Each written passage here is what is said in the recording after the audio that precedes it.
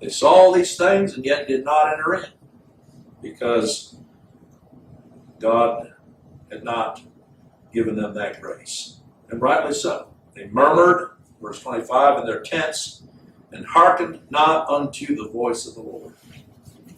Therefore he lifted up his hand against them to overthrow them in the wilderness, to overthrow their seed also among the nations, and to scatter them in the lands.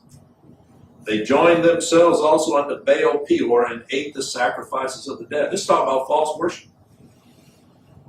The very reason why God scattered them into the lands in judgment was because they were idolatrous in this land that God had given them.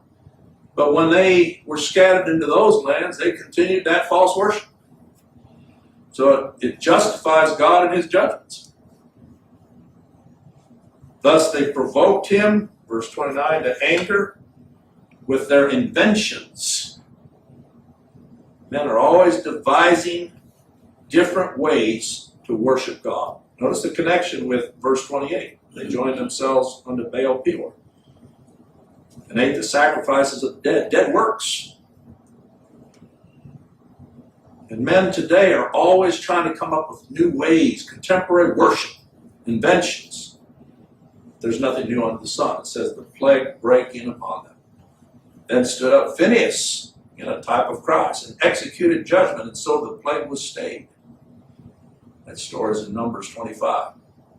It's as if the psalmist is just going through the Old Testament here, showing God's power and goodness and grace toward his people, but his condemnation toward the rest.